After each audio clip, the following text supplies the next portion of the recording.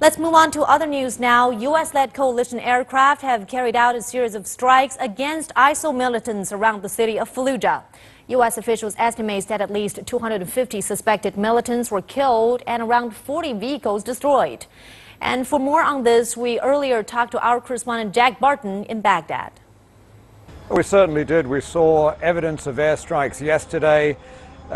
Extremely large explosions, plumes of dust and smoke, much larger than conventional artillery or even the sort of rockets that the Iraqi army or ISIL fire from their vehicles. But we also saw these sorts of explosions throughout the afternoon. We've heard explosions through the night. Also this morning before we came back.